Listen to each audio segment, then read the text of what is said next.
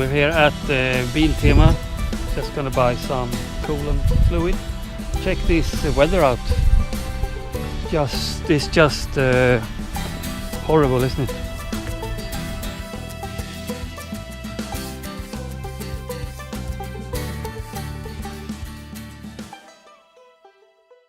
So I found this coolant fluid. I also found some starting gas and some levers for tires. Okay, so we're doing some maintenance on the Tenere, and to get some little bit better light, I'm going to move it up here.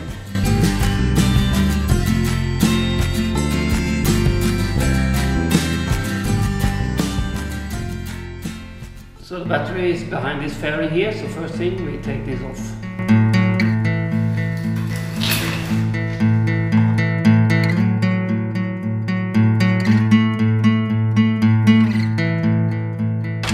Okay, so I'm taking the battery out and charge it here on the bench, on the workbench, for this simple reason that I'm going to do other stuff with the bike and I don't want to have the charger balancing around there, so I'm charging it here on the bench.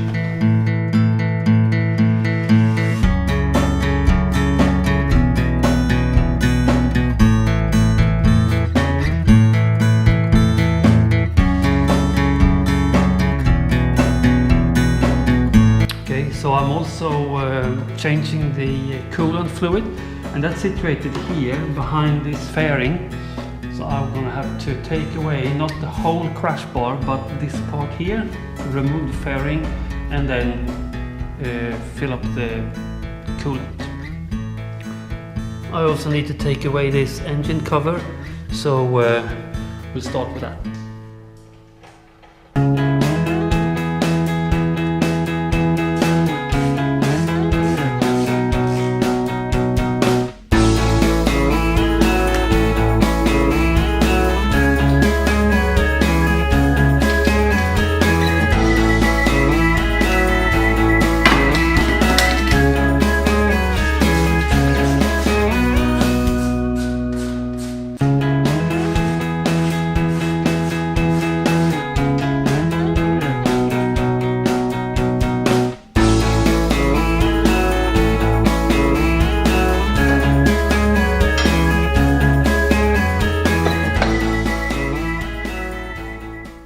So I know that I said that I would manage to do it without taking the crash bar off. I didn't, so I had to take the crash bar off and now the cowl off, and now let's have a look here. You see, it should be between full and minimum, and I've let it go a little bit too low. It's down here just on the minimum, so I'm just going to change the whole lot of it and then refill new one. So yeah, I know it's a little bit, but yeah. We're starting with removing the radiator cap, which is down here. It's a little bit tricky to get to, but between here you can get a fairly good angle. Ta-da!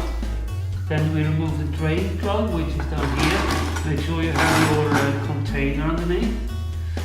And at this point, it might be good to lift it up, so you know that you're not overshooting the goal.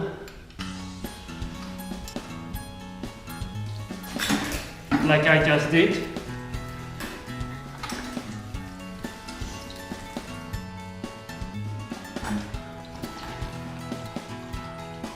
At this point I disconnect the hoses from underneath the reservoir container, and then obviously you want to have your container underneath here.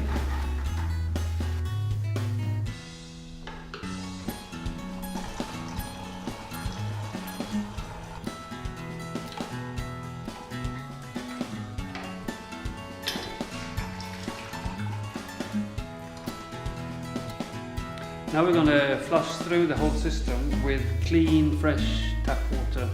And as it's a little bit tricky to get to the inlet, I've made this a hose, a funnel with a hose on it, and it fits straight in there.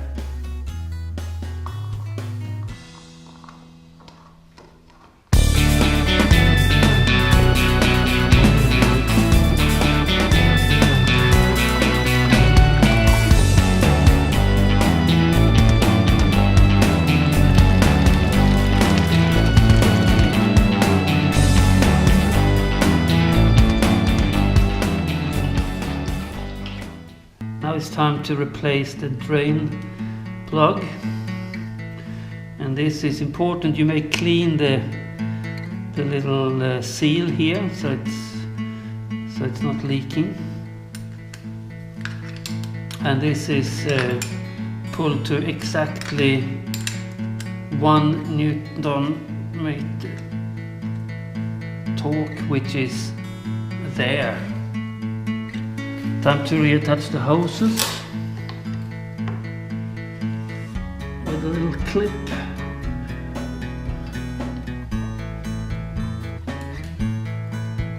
Like so.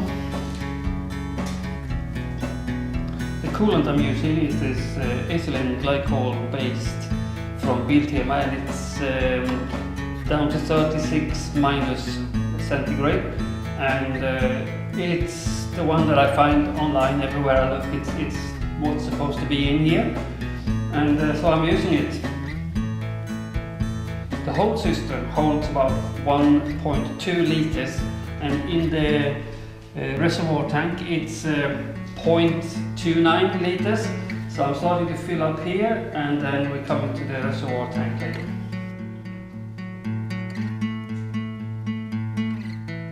Putting the cap back on.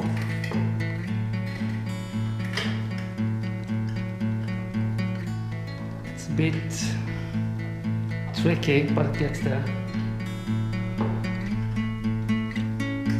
There. Okay, so I have now filled the radiator and the system, but you see here it's still not full in the, or between the lines, so I'm going to fill the rest of the coolant straight into the tank.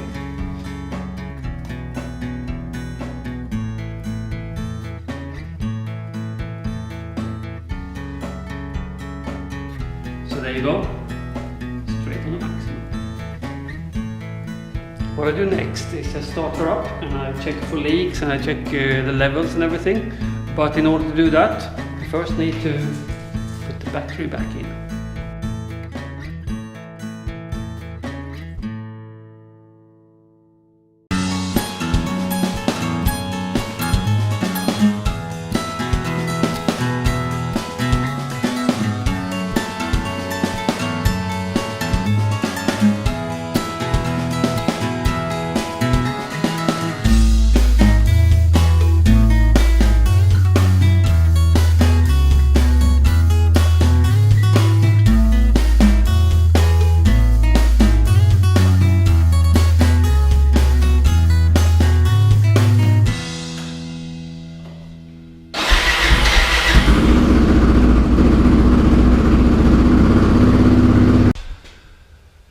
So all that's left now is just to put the fairing back on and the crash bar back on, and we're ready to go.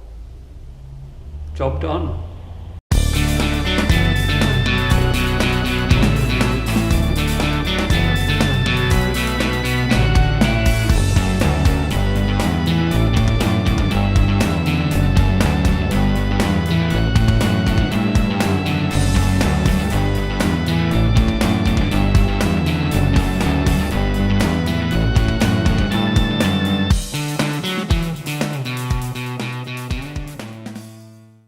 One important thing to remember is that this waste coolant, you can't just put that in the drain. You have to take this to a recycling station and dispose of it in a good way, because it's really bad for the environment. Okay, so that concludes this episode of Around on a Bike, and well, I'm gonna go out and see if the weather is good enough for a little bit of a ride.